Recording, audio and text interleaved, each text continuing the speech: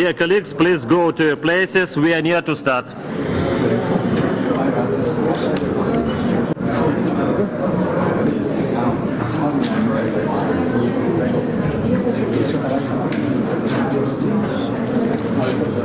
О, Кайрат, здравствуйте. Привет. Прекрасно.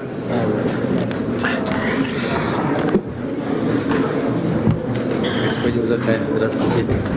Здравствуйте. Рад очень рад. Да, я помню. Я немножко еще в процессе выздоровления. А мы все перенесли в том или ином случае.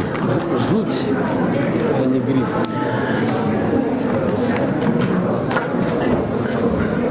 I welcome delegates and kindly ask you to switch off your mobile phones or to put them to the off-ring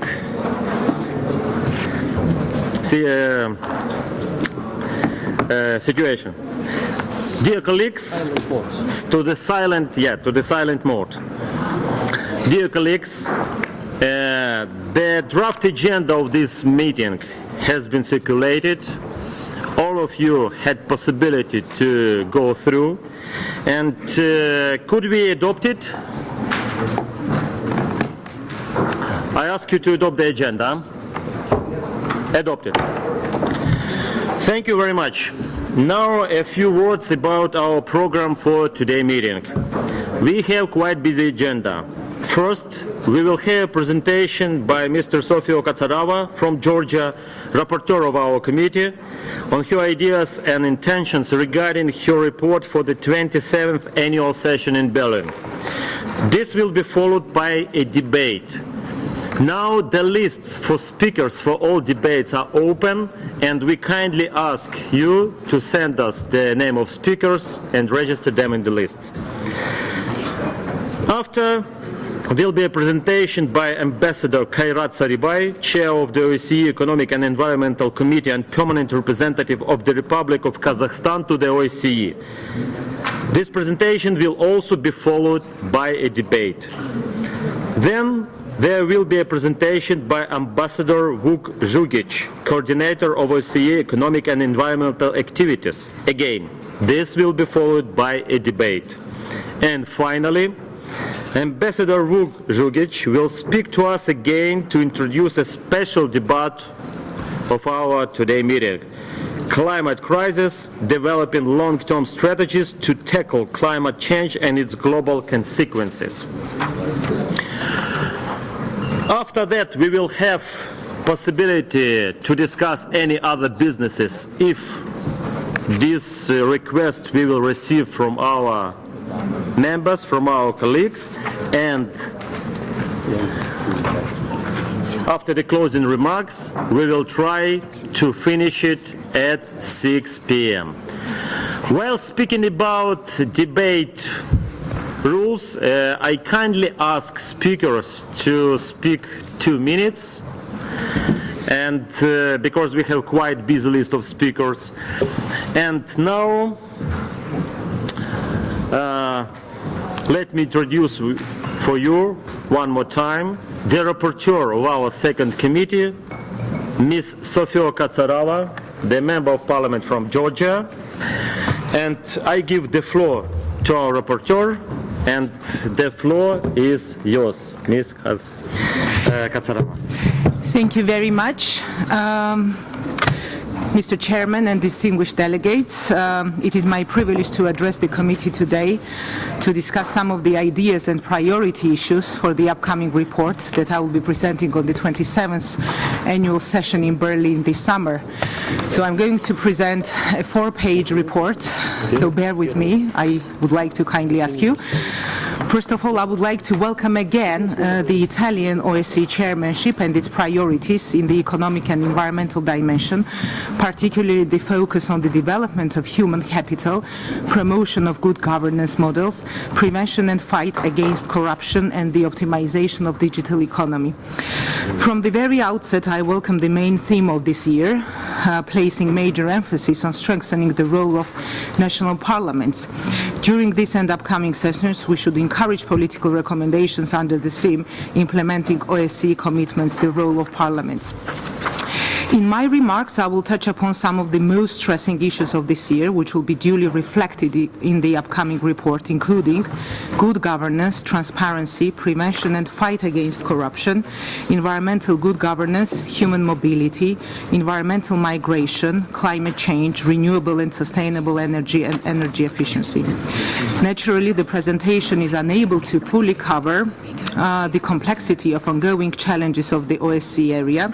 Instead, I will focus on a few issues that are primarily in line with the OSCE chairmanship priorities and those that resonate with many of the OSCE participating countries.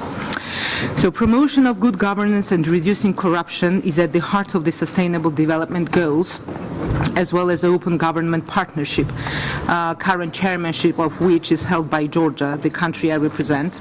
I strongly believe that the main goals of OGP should be taken higher in the national agendas of the OSCE participating countries. How do we plan for the next years to ensure that we deliver transformational impact in the lives of our citizens? What are the specific steps government take to broaden the focus from open data and open budgets to sustainable development goals, anti-corruption and service delivery, and how we dominate focus on closing and feedback loop? These are the key questions governments of OSCE countries should use to build national visions that define our roadmap for the next year in order to strengthen governance, effectively fight against corruption, secure transparency, accountability, and harness new technologies. As innovation and technology have become leading pathways to succeed in the global economy, the definition of open governance has expanded.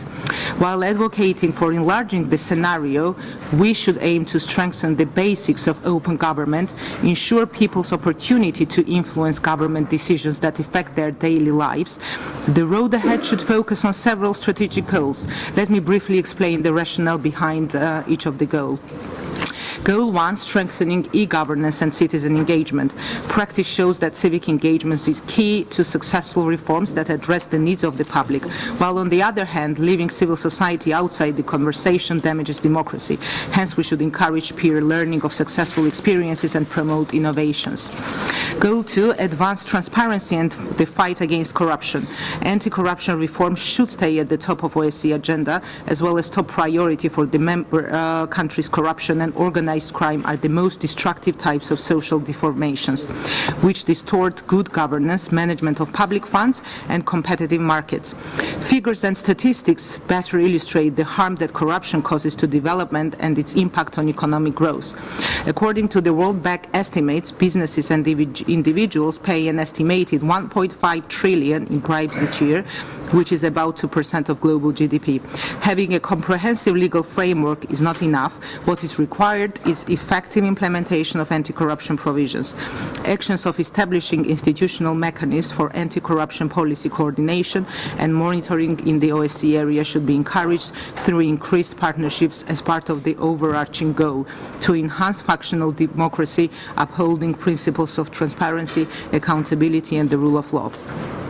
Goal 3, generating innovation in public service delivery, unimpeded and efficient access to public services, bring public administration closer to citizens through delivering services tailored to the needs of users. Experience shows that improving the design and quality of public services is a process that enables government to build bridges connecting each and every citizen. Over the previous years, several meetings and decisions have set further milestones in the process of fight against corruption and promoting good governance in the OSCE area and beyond. Among them is the SDG 16+ Forum on Peaceful, Just and Inclusive Societies, held in Tbilisi, Georgia, last November 2017. Representatives from 25 countries gathered for an international forum and discussed best policies and practices in the achievement of the Sustainable Development Goals, ensuring a free civil society, free media, social cohesion, and the rule of law. The forum host country, Georgia, shared experience on its progress in enforcing anti-corruption measures and building strong state institutions.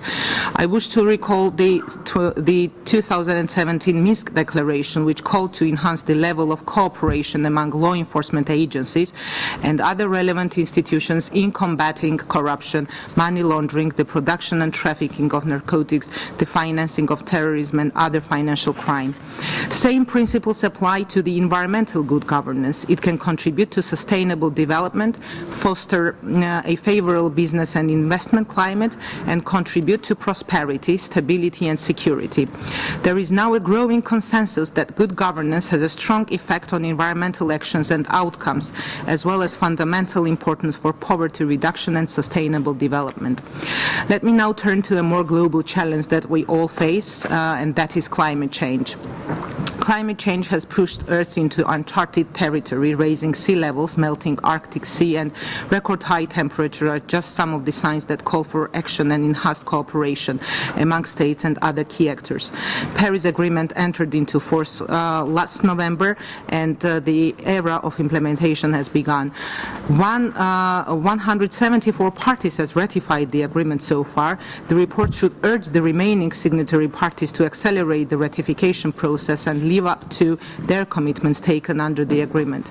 The UN Secretary General, in his address at the UN Climate Change Conference, again last year, focused on 5 action areas: reducing emissions, adaptation, finance, partnerships and leadership.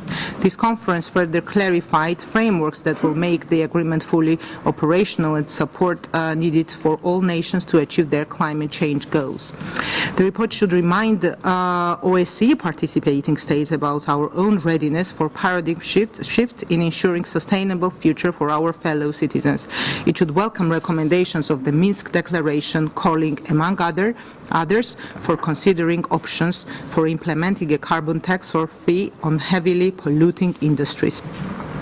The OSCE has many of the world's largest energy producers, consumer and transit countries amongst its participating states. We must continue to streamline and prioritize activities in the areas of energy security, sustainable energy, water management, hazardous waste management. The report should welcome this theme and findings of the OSCE 25th Economic and Environmental Forum, greening the economy and building partnerships for security in the OSCE region. Among other issues, the forum focused on supporting resource efficiency, renewable energy and energy security. Natural disasters accelerated by climate change have led to significant increase in environmental migration. Statistics suggest that the risk to humans of being displaced through sudden natural disasters is 60% higher today than it was 40 years ago. Today we are witnessing a record high level of human mobility. More people than ever before migrate to a country other than the one in which they were born. In 2016, when the New York Declaration for Refugees and Migrants was adopted by the UN General Assembly, there were roughly 65 million forcibly displaced persons, including over 21 million refugees, 3 million asylum seekers and over 40 million internally displaced persons. These statistics should raise the alarm and call for immediate action by the OSCE participating countries. Global focus on environmental migration should not divert our attention from displacement as a result of man-made conflicts and violence. The refugee and migrant issues somewhat overshadow the magnitude of potential problems that internal displacement may generate. According to IDMC 2017 report, there are twice as many IDPs as refugees in the world. The world underestimates the danger these figures pose, as current IDP may and they become a refugee, asylum seeker, or an international migrant, thereby adding to already large movements of migrants and refugees to the OSCE participating states. Therefore, it is the high time to shift our attention to addressing the root causes of forcible displacement.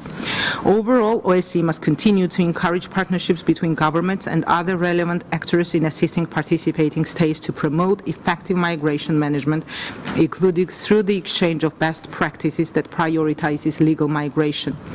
In conclusion, I would like to emphasize the importance of increased engagement of national legislative branches in discussing way forward to addressing the above issues. I believe the focus of the report should be directed to identifying the role of national parliaments in finding solutions. Lastly, strengthening of security and stability in the OSCE region by promoting international cooperation on economic and environmental issues must be the priority goal. Rest assured, the Parliamentary Assembly must stand ready to work with the governments and deepening partnerships and enhancing essential cooperation in addressing the above issues in the OSCE PA agenda. I very much thank you for your attention, and we are happy to collate your comments on this outline. Thank you very much.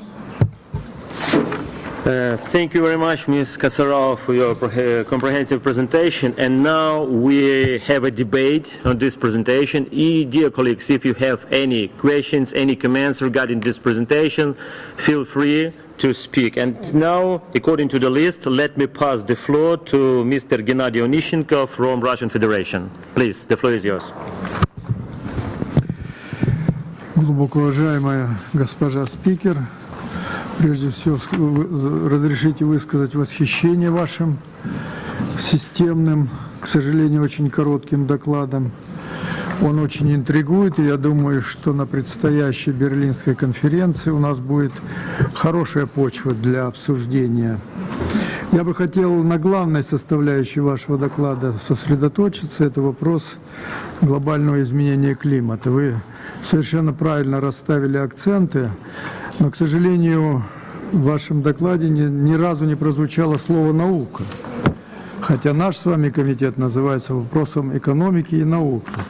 И в этой связи я в развитии тех судьбоносных идей, которые вы высказали, хотел бы предложить вам, чтобы мы и в ваш доклад при его доработке включили вопросы, связанные с наукой. В свое время со своей стороны Российская Федерация готова предложить свое участие в этом вопросе в нашей стране после 70-й ассамблеи Организации Объединенных Наций, на которой выступал наш президент, и обратил внимание на то, что сегодня мы вступаем в новый технологический уклад цифровой экономики и развития биотехнологий.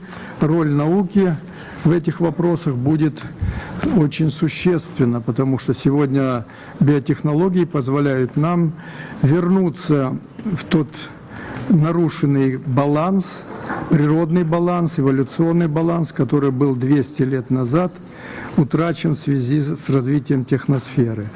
Я не буду углубляться в содержательную сторону этого вопроса, лишь предлагаю со стороны Российской Федерации представить соответствующий доклад и в области модернизации законодательства, в области науки, в области экологии, и предложить для обсуждения вопросы, связанные с новым технологическим укладом и роли биотехнологии в решении тех острейших проблем техногенного воздействия на экологию, о которых вы так много говорили. Благодарю вас.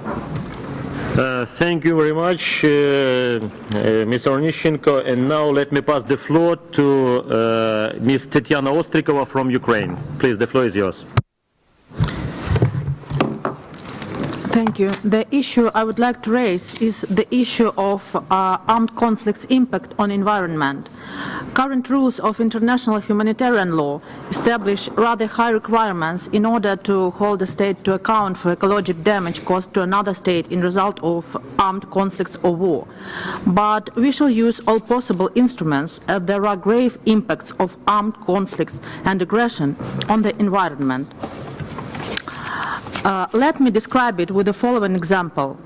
Southern Donbas water pumping station stopped its activity in result of shellings from the site of temporarily occupied territories of Ukraine controlled by Russia. Water supplies to a number of cities and villages in that area stopped. Russian invasion in Donbas had adversely affected natural resources and environment. We can observe such negative results as damage of water pipes, sewerage, water treatment infrastructure, damage of power lines supplying electricity to ecologically dangerous objects, flooded mines infiltrating groundwaters and poisoning potable water and spreading pollution to Azov-Sea and Siversky Donets River, illegal digging of natural resources and namely of coal, use of environmental objects as military ones, pollution of environment with heavy metals due to artillery shellings and the use of explosives, damage to agricultural land plots, destroying the fertile soil, destruction of vegetation due to forest fires of military character. Up to 17% of Ukrainian forests in Donbass have already suffered from that. Each such a problem causes multi-million losses and expenditures for recovery. Our organization can assist in overcoming such effects by monitoring and assessing negative impact of armed aggression or war on the environment, with a view to providing recommendations to OSCE participating states on effective response to civilian health risks and long-term environmental damage and its post-conflict recovery. There is a clear need to set up effective system of ecological monitoring in occupied territories of Ukraine, in compliance with OSCE concept of comprehensive security. OSCE shall have effective response to environmental challenges arising from armed conflicts in general and in Ukraine specifically. Therefore, we propose to adopt respective resolution, and we hope that it will enjoy support of OSCE members. Let me also stress your attention on one additional but very important issue related to Nord Stream 2. This project, fully controlled by Russian government, is not only of political and economic threats, but also has potential influence in military sphere. If it is realized and Ukrainian pipeline becomes empty, the possibility of further offense and aggression by Russian army will drastically increase. As now, they do not attack the pipeline for their economic purposes, and if they do not need it anymore, they will try to destroy it and everything behind. Thank you for attention. Thank you very much. And dear colleagues, now this is all the speakers who expressed their desire to speak during these debates. Debates are closed. And we are now passing to the next point of our program, the presentation of the Ambassador Kairat Saribai, Chair of the OSCE Economic and Environmental Committee, Permanent Representative of the Republic of Kazakhstan to the OSCE. Now you have the floor, Ambassador, please. Thank you, Mr. Chairman, distinguished members of the OSCE Parliamentary Assembly, Excellencies. I'll try to be short because I'm still convincing my body to recover from the influenza that's spreading out in Vienna, but it will take some time. So it is a great privilege to participate at this winter meeting of the OSCE Parliamentary Assembly and address the General Committee on Economic Affairs, Science, Technology and Environment. Allow me to thank previous Austrian chairmanship for our excellent cooperation in 2017, and I wish to thank the Italian chairmanship for entrusting me with the responsibility to chair Economic and Environmental Committee consequently this year again. I would like to present to you the general outline of the work of the committee for this year. Last OSCE Ministerial Council meeting in Vienna once again demonstrated the potential of the second dimension, which resulted in adoption of a ministerial decision on promoting economic participation in the OSCE area, declaration of the Austrian OSCE chairmanship and the chair of the Economic and Environmental Committee on greening our economies and fostering our environmental cooperation, and joint statement by ministers of foreign affairs of Eurasian Economic Union member states on connectivity and alignment of integration processes in the OSCE area. All these documents, as well as Hamburg ministerial decision on strengthening good governance and promoting connectivity, have created an excellent blueprint for our future activities in the economic sphere and paved the way for an enhanced cooperation in the second dimension. I strongly believe that we should build upon this momentum to further progress, also through the economic and environmental dimension, towards the vision of the 2010 Astana Declaration of a security community stretching from Vancouver to Vladivostok. We traditionally see the role of the second dimension as a bridge builder and a place for trustful dialogue, which contributes to promoting good governance, connectivity, prosperity and security within the OSCE region. And most important, a reinvigoration of the OSCE's second dimension is a critical contribution to enhance confidence among participating states and have tangible benefits beyond. The work plan of the Economic and Environmental Committee for this year be to guide our work in a pragmatic, focused, result-oriented spirit, fully in line with the Italian chairmanship's priorities. Those we aim to enhance inclusive dialogue on promoting economic progress and security through innovation, human capital, good governance, and the transition towards renewable energy. Distinguished participants, the program of the EEC work consolidates all the ideas and proposals expressed during substantive consultations with the chairmanship, the delegations of the OSCE participating states, and Office of the Coordinator of the OSCE Economic and Environmental Activities. The agenda should give us an opportunity to address both economic and environmental issues related to security in the OSCE area. We plan to conduct 10 EEC meetings throughout the year, 5 of which will be thematic ones. It is the intention of the Italian chairmanship and my own intention to increase the involvement of delegations in the discussions within the committee. Hence, we expect participating states will present recent developments that have taken place in their countries in the implementation of their commitments, either by adopting new legislation or by implementing specific activities, projects, or by sharing the outcomes of national and international events. Together with the Italian chairmanship, we seek to increase the interaction of delegations with OSCE field operations. Those respective representatives from field missions will highlight their project activities in economic and environmental spheres in the framework of all non-thematic EEC meetings. During the EEC thematic meetings, we will discuss how the participating states could further enhance their cooperation in the areas of transport development and connectivity, green growth and circular economy. Actually, we conducted it just in the beginning of this week. Regional and sub-regional integration, environmental impacts and risks, and development of smart cities within the OSCE region. The topics just outlined set out the key areas where we can and have to cooperate further to harness all potentials and to strengthen the work of the second dimension in order to substantively contribute the overall security in the OSCE. We also have plans to organize a joint committee meeting. Furthermore, I am committed to the goal to ensuring that the EEC work will significantly assist OSCE participating states in achieving the goals of the United Nations 2030 Agenda for Sustainable Development. Our contemporary interdependent world requires connectivity as a new meta-pattern of our age. It means that inclusive and multi-stakeholder approach is the only effective path for fruitful cooperation. From this perspective, we intend to welcome active engagement of the wide range of private sector actors in our discussions, as it was successfully implemented last year.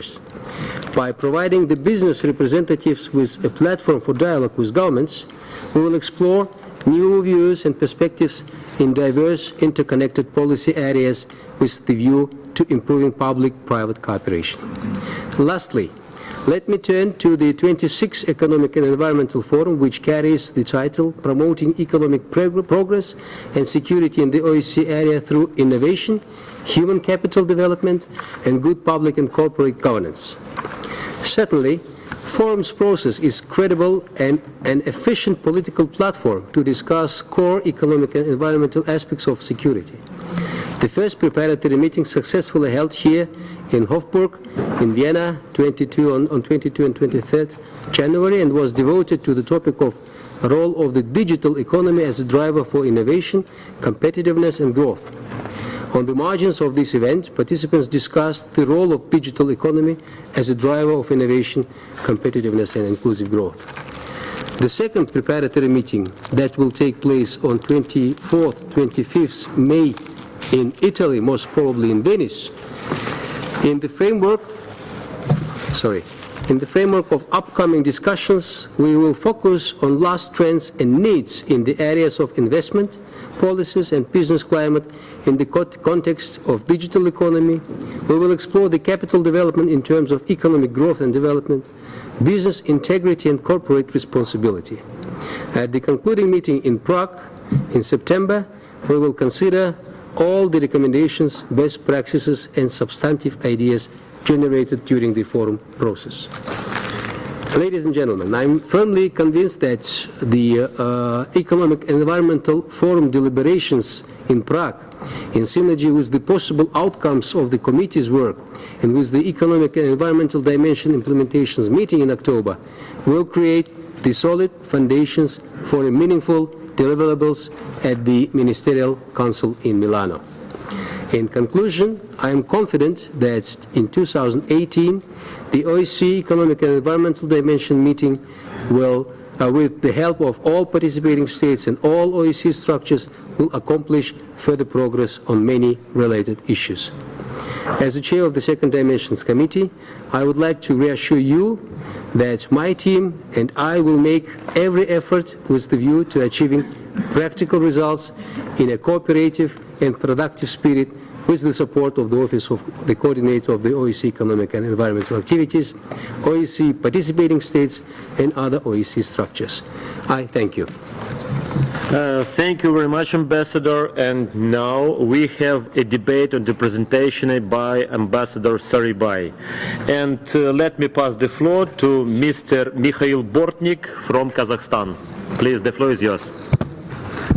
Спасибо, уважаемый председатель. Уважаемые коллеги, от имени делегации Казахстана прежде всего хотел бы поблагодарить участников за содержательные выступления, а также мнения и комментарии по актуальным вопросам деятельности нашего комитета. Позвольте выразить благодарность итальянскому действующему председательству за поддержку и доверие, выраженное в назначении посла Республики Казахстан господина Сарыбая, чей доклад мы сейчас с интересом прослушали, на очередной срок в качестве председателя экономико-экологического комитета на 2018 год. При этом я хотел бы обратить ваше внимание на тот сбалансированный план работы, который сейчас прозвучал нашего комитета. Казахстан полностью поддерживает план работы второго направления. Мы убеждены, что экономико-экологические вопросы способны сыграть важную роль в развитии инновационных подходов к решению самых сложных задач в сфере государственного и корпоративного управления. Мы готовы делиться значительным опытом Казахстана в сфере энергоэффективности и принимать активное участие в инклюзивном диалоге вместе со всеми государственными участниками ОБСЕ по вопросам безопасного построения и развития национальных экономик. Состоявшаяся летом прошлого года выставка «Астана-Экспо-2017» и прошедшая в рамках вторая подготовительная встреча 25-го экологического форума эффективно продемонстрировали мировому сообществу взаимосвязь между зелеными технологиями, экономико-экологическим сотрудничеством и глобальной безопасностью. Сейчас вопросы внедрения современных энергоэффективных технологий требуют масштабного глобального и планомерного подхода. В прошлом году наше государство переступило исторический порог и начало реализацию своей третьей модернизации, которая предлагает повышение конкурентоспособности казахстанского человеческого капитала с целью вхождения в тридцатку наиболее развитых стран мира. В рамках выполнения этой амбициозной задачи правительством Казахстана и частным сектором разработан и успешно реализуется ряд стратегических долгосрочных программ, планомерная реализация которых позволила уже в прошедшем году достигнуть определенных этапов, выразившихся в 4% росте валового продукта и при этом 7% росте производства в промышленности. По общему признанию, достижение целей конкурентоспособности и улучшение качества жизни населения неизбежно потребует повышения требований к энергоэффективности эффективности, энергосбережению, а также экологичности и эффективности работы как производителей энергетики, так и предприятий и конечных потребителей. Казахстан уделяет особое внимание вопросам развития зеленой экономики. Так, основные цели зеленой экономики продвигаются нашей страной посредством партнерской программы «Зеленый мост». Считаем важным развитие собственной системы создания разработчиков инновационных решений, и делаем это на примере мозговых центров, таких как Назарбаев университет, недавно созданный на базе объектов Экспо Международного финансового центра Астана и Международного парка IT-технологий. Надеемся на налаживание взаимодействия ОБСЕ и государств-участников с упомянутыми структурами и призываем к активному сотрудничеству в данном направлении. Благодарю за внимание. Thank you very much. And let me pass the floor to the next speaker, Ms. Olga Popko from Belarus. Please, the floor is yours. Спасибо. Уважаемый господин председатель, уважаемые коллеги, хотелось бы поблагодарить господина Сарыбая за обозначение приоритетов в работе комитета. Республика Беларусь придает важнейшее значение укреплению экономико-экологического измерения ОБСЕ. Вторая корзина является неотъемлемой составляющей концепции всеобъемлющей и кооперативной безопасности ОБСЕ, однако незаслуженно находится на вторых ролях в повестке дня нашей организации. Такие вопросы, как экономическое и социальное развитие, энергетическая безопасность и защита окружающей среды, непосредственно касаются каждого человека, качества его жизни и благополучия. Дополнительные усилия ОБСЕ в этих сферах могут и должны стать реальным практическим вкладом в устойчивое развитие и стабильность наших стран и всего пространства ОБСЕ в целом. В то же время эффективное развитие экономики немыслимо без технического прогресса и современных технологий. В условиях глобализации, роста взаимозависимости и ускорения экономических процессов, их цифровой трансформации мы сталкиваемся со многими общими вызовами, которые не могут быть преодолены порознь. В частности, речь идет о развитии транспортных коридоров, которые служат артериями для взаимной торговли, гармонизации цифровых рынков, стандартов и процедур, сближении подходов к созданию благоприятной среды для бизнеса.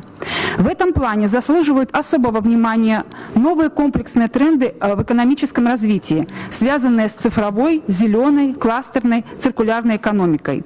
Убеждены, что сегодня наша способность совместно работать по этим направлениям является определяющей для глобальной конкурентоспособности Европы в целом. Мы приветствуем акцент итальянского председательства на инновации, развитие человеческого капитала и цифровую экономику, которая, как было справедливо отмечено итальянским председательством, является, цитирую, мощным инструментом для развития партнерств в торговле, расширении бизнес-контактов и тем самым содействует взаимосвязанности и интеграции в регионе ОБСЕ. Конец цитаты.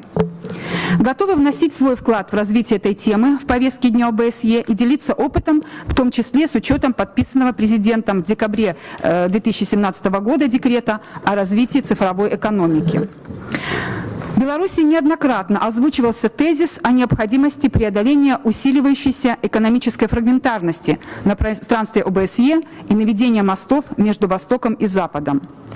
Взаимодействие в сфере цифровой экономики, выстраивание эффективных взаимосвязей в цифровом пространстве как между странами, так и различными интеграционными процессами на Евразийском континенте являются, на наш взгляд, теми объединительными элементами, которые позволят повысить чувство совместного владения. А укрепление экономической взаимозависимости и углубление контактов между различными интеграционными объединениями на площадке ОБСЕ в целом будет способствовать построению надежной архитектуры экономической безопасности, что имеет ключевое значение для будущего евроатлантического и евразийского пространства в целом, особенно в контексте построения единого и неделимого сообщества безопасности. Благодарю за внимание. Thank you very much, Ms. Popko. And now let me pass the floor to the next speaker, Mr. Pavel Fedayev from Russian Federation. Please, the floor is yours. Уважаемые председательствующие, уважаемые коллеги, вопрос, который мы хотели поднять, очень важен для экономики и для окружающей среды. Мы говорим об энергетической безопасности региона ОБСЕ. В сфере энергетики мы стоим перед рядом вызовов, которые могут оказать влияние на темпы роста экономического роста и социально-экономического развития. В связи с ростом населения планеты, повышением уровня жизни и развитием экономик, потребление энергоресурсов будет только возрастать. Возобновляемые источники энергии, на которые делают упор европейские страны, при всей их важности полностью покрыть растущие потребности не смогут. Роль углеводорода в обозримом будущем остается превалирующей. Важным фактором формирования глобальной энергетической повестки является Парижское соглашение по климату. В его контексте широко используется тезис о декарбонизации экономики. В этой связи считаем, что одним из направлений может стать увеличение использования природного газа как экологически чистого топлива, при сжигании которого не образуются парниковые газы. На протяжении полувека экономическое сотрудничество России и Европы оставалось важнейшим элементом энергетической безопасности.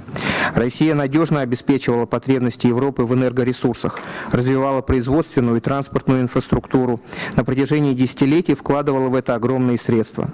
На сегодня газопровод «Северный поток-2» является крупнейшим инфраструктурным проектом Европы и укрепляет энергетическую безопасность региона путем диверсификации маршрутов поставок газа, нивелирования рисков и повышения надежности газоснабжения конечных потребителей. Но мы сталкиваемся с тем, что создаются искусственные юридические препятствия для реализации этого важного проекта. Мы видим, что отдельные страны стремятся воздействовать на энергетические рынки односторонними, нерыночными методами, в том числе с санкциями.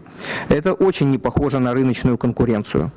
В наших общих интересах решительно противодействовать попыткам помешать нормальному рыночному развитию энергетического сектора, ведь отсутствие свободного рынка всегда приводит к увеличению стоимости товара на рынке. Нужно ли это Европе? Спасибо. Thank you very much, Mr. Fedyaev. And now, do we have any other comments or question to the presentation of our colleague Karat Saribay? No. The debates are closed. And now, dear colleagues, let me move to the next point of our program and pass the floor to the Ambassador Vuk Zhugic, coordinator of OSCE Economic and Environmental Activities, for his presentation. Please, Ambassador, the floor is yours.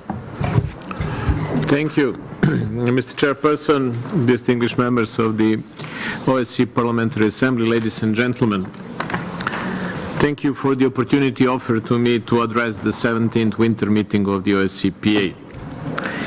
Since this is my first appearance before the committee, in my capacity as a coordinator of the OSCE Economic and Environmental Activities, I would like to take this opportunity to update you on some of the main areas of the office engagement. The activities of the office are guided by the mandates given by Ministerial Council decisions, by requests received from participating states, and by priorities of the consecutive OSCE chairmanships. At the same time, we are also following carefully global developments in the economic and environmental field. In this respect, the 2030 Agenda for Sustainable Development is particularly relevant for us today. Indeed, as the world's largest regional security organization under Chapter 8 of the UN Charter, the OSCE has an important role to play in pursuing the Sustainable Development Goals and add value through its unique political and security perspective. I wish to highlight that many activities implemented by the Office in the past strongly correlate with the 2030 Agenda, including those focused on providing access to justice for all, building effective, accountable and inclusive institutions at all levels, ensuring sustainable management of water, support for climate action, providing access to affordable and clean energy, and building sustainable cities and communities. And guided by the current Italian 2018 OSCE chairmanship, priority of bridging the inequality gap across the OSCE region, our activities will focus on contributing to promote inclusive prosperity, fostering innovation and sustainable growth in line with the goals of the 2030 Agenda. In this context, I wish to reiterate the importance of the cooperation with the OSCE executive structures, including field operations and Parliamentary Assembly, as well as increasing collaboration with the OSCE Asian and Mediterranean partners for cooperation. Over the past years, we have continued to engage them in the large majority of our activities, and we will look for an even closer interaction. Moreover, cross-dimensionality of our activities among executive structures and departments is an important element of the cooperative approach to security, and we are committed to further strengthen it. As I have stressed on a number of occasions, coordination of our activities with international partners is crucial, and we continue to nurture mutually beneficial partnerships with a number of international, regional and sub-regional organizations and initiatives. This allows us to avoid duplication of each other's work and create opportunities for fruitful synergies and for complementarity of our actions. Let me also mention that for many of the economic and environmental challenges our world currently is facing, we have to realize that inequality among men and women exacerbates vulnerabilities, increases security risks, and limits the effectiveness and responsiveness of policies. Therefore, in all of our activities, we pay due consideration to equal participation of women and to gender mainstreaming. This is an area where I see a great potential for cooperation between the Parliamentary Assembly and the Office in addressing the issues of gender inequality in economic and environmental dimensions. Mr. Chairperson, allow me to briefly outline the thematic priorities of the Office for this year. In planning of our activities, we follow a demand-driven approach based on the requests for assistance received from the governments of the participating states. First, in the economic area, we will focus on enhancing connectivity through trade facilitation, transport and custom procedures, implementing projects and supporting capacity building in the areas of corruption prevention and combating corruption, sharing of expertise in anti-money laundering, combating financing of terrorism, facilitating the dialogue and sharing the best practices in the area of good migration governance. Second, in the environmental area, the Office will continue to support long-term environmental policy processes by promoting good water governance and transboundary water cooperation, particularly in the South Caucasus, Eastern Europe and Central Asia. Enhancing disaster risk reduction through strengthening regional cooperation, early warning capacities, and community-based disaster risk reduction. Contributing to policy debate on climate change and security and fostering cooperative responses to climate change-related security risks. Addressing challenges associated with hazardous waste, particularly in a transboundary context, including through its environmental crime aspects. Promoting good environmental governance, including through ARHU centers. Third, in the area of energy security, we will be focusing on the activities aimed at strengthening the resilience of non-nuclear critical energy networks, increasing energy efficiency and share of renewable energy in the national energy structures. Let me nevertheless highlight that despite the approval of the 2018 Unified Budget for the OSCE, given the limited financial and human resources, a key constraint to the implementation of the Office activities remains the availability of extra budgetary funding.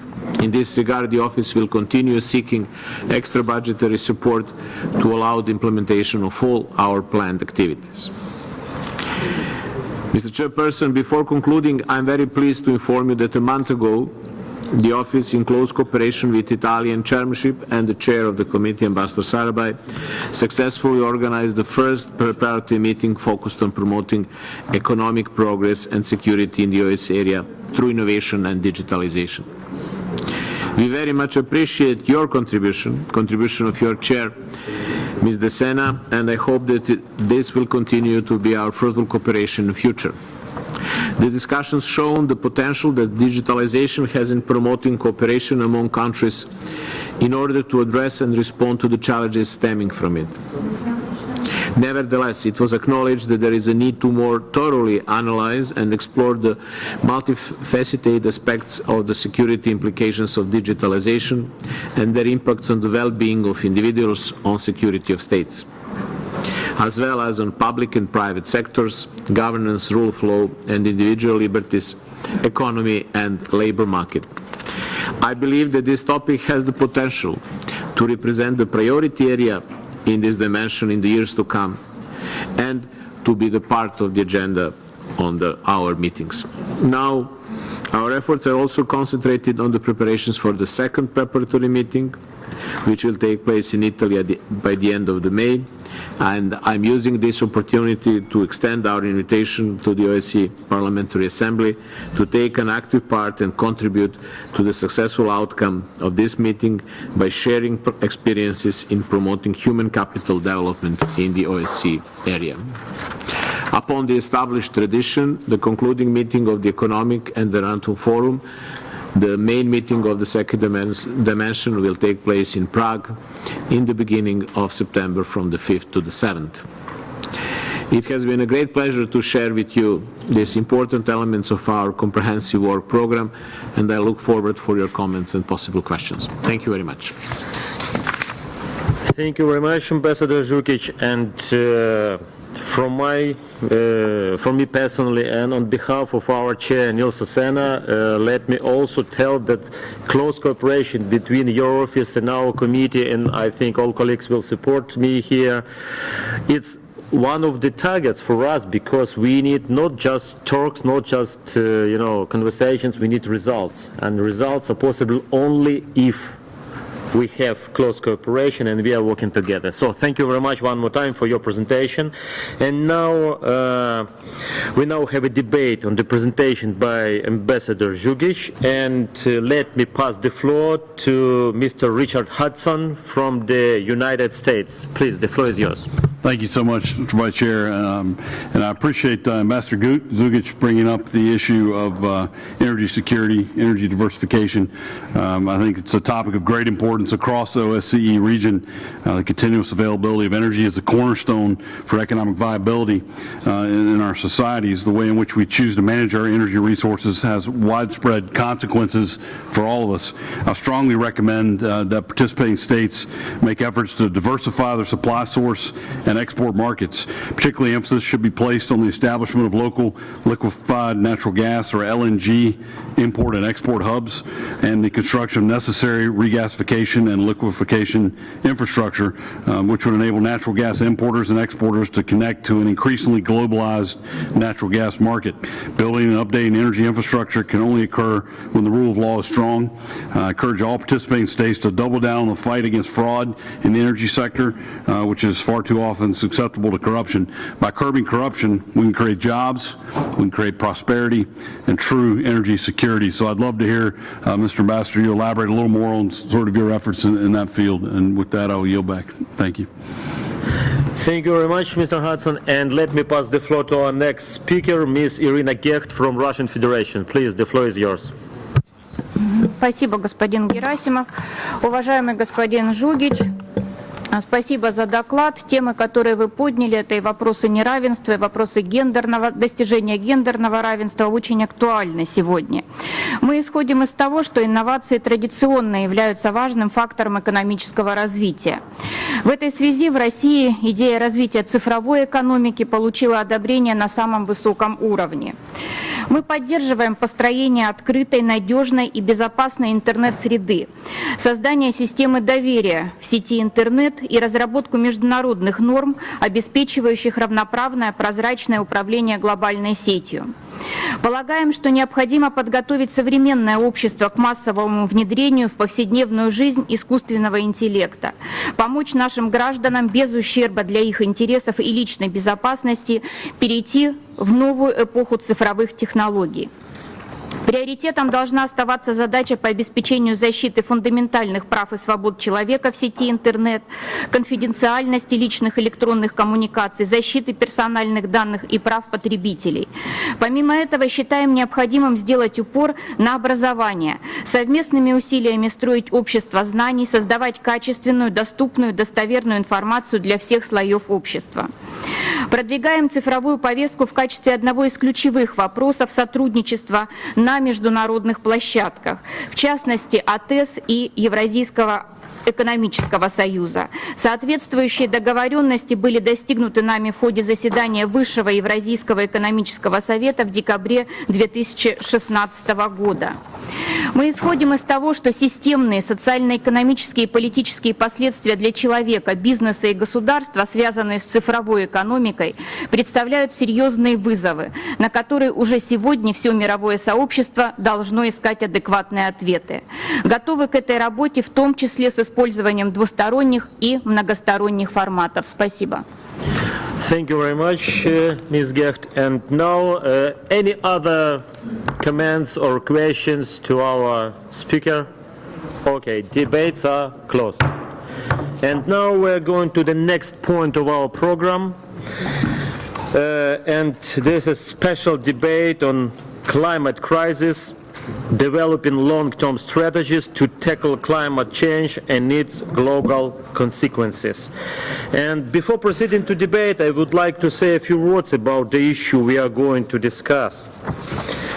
Climate change is one of the most significant threats facing the world today. As you know, the Minsk Declaration we adopted in 2017 urged all OSCE participating states to recognize the urgency of the climate crisis and its related challenges, including displacement and forced migration, and called on participating states to ratify the 2015 Paris Agreement on climate change, to fulfill their obligations under the agreement, and to strengthen their intended nationally determined contributions, with the goal of bringing greenhouse gas emissions to a safer level and ensuring that global temperatures don't exceed the target of 2 degrees Celsius above pre-industrial level, as called for in the Paris Agreement. The 21st century has seen the most temperature records broken in recorded history. 2016 was the hottest year on record since 1880, according to NASA and the National Oceanic and Atmospheric Administration, with average temperatures measuring 0.99 degrees Celsius warmer than the mid-20th century mean. Climate change is considered now as the most serious issue facing the world amid international terrorism and poverty, hunger, and the lack of drinking water. I welcome the plans to continue contribution to the policy debate on climate change and security in various international platforms, in particular to initiate a new project to foster cooperative responses to climate change-related security threats in Southeast and Eastern Europe, the South Caucasus, and Central Asia. I strongly urge all OSCE participating states to continue moving forward in addressing climate change, which must be seen as not only an environmental challenge, but a security threat as well. And now, let me pass the floor again to Ambassador Vuk Žugić to present our special debate today. Please, Ambassador, the floor is yours. Thank you, Mr. Chair. Mr. Chairperson, ladies and gentlemen, I really would like to start by thanking you for giving me the opportunity to share the office perspective on this important topic. I will start with some general comments and then perhaps elaborate a little bit more on the role what we as the department and part of the OSCE are doing in this area. The recently released Global Risk Report by the World Economic Forum listed climate change once again among the first 5 risks, both in terms of its impact and its likelihood to happen. The challenges raised by climate change are challenges also to the existing system of international security governance. They cannot be addressed by unilateral action alone and require closer regional and global cooperation. Climate change cooperation, climate diplomacy are good entry points for contributing to preventing conflict situation and strengthening trust. They can also have significant benefits for broader relations between countries. There are already examples of good practices in the OSCE region where joint climate action has been an effective catalyst for cooperation and good neighborly relations. The security implications of climate change came of the OSCE parallel to the global discussions on this topic, including at the UN Security Council and UN General Assembly. Our work in addressing the security linkages of climate change can be seen through 3 pillars. First, the OSCE is a platform for dialogue to raise awareness of these issues at a political level. Second, we do work to strengthen commitments and to develop policy documents. And third, concrete implementation on the ground, concrete work, us here in Secretariat, and field operations. Let me elaborate on these three directions in a little bit more detail. First, the OSCE uses its platforms to bring these issues to the attention of high-level policy makers through the Permanent Council, the OSCE Economic and Environmental Committee, and the annual Economic and Environmental Forum meetings. I am also aware and welcome that the OSCE Parliamentary Assembly has been discussing climate change repeatedly, including in 2017 on autumn meeting in Andorra. Such opportunities enable participating states, particularly the security actors in the OSCE region and beyond, to keep in focus security benefits of the ambitious and cooperative climate action within the framework of the Paris Agreement and the Agenda 2030. In 2009, shortly before the Copenhagen Climate Change Conference, the OSCE, under the aegis of the Greek chairmanship, organized a conference on security implications of climate changes. Same year, the OSCE provided its contribution to the UN Secretary General's report on climate change and its possible security implications. Climate change and its security aspects are an important part of the discussions with the OSCE Economic and Environmental Forums. In recent years, forum addressed issues such as water, energy, disaster risk reduction, and this year green economy, which all incorporated extensive discussions on climate change as well. Since 2014, this topic has also been examined in the context of the OSCE Security Days, dedicated to climate change, water diplomacy, migration, and sustainable cities. The Security Days, organized regularly by the OSCE Secretary General, is an open and interactive platform for debate. It identifies emerging trends and priorities for action for select security issues. These discussions are closely linked to the second pillar of our work in this field, which are to strengthen the commitments of participating states and the mandate of the OSCE on climate change and security. In this respect, we have developed a number of important policy documents. In 2007, the Ministers of Foreign Affairs of the participating states adopted Madrid Declaration on Environment and Security.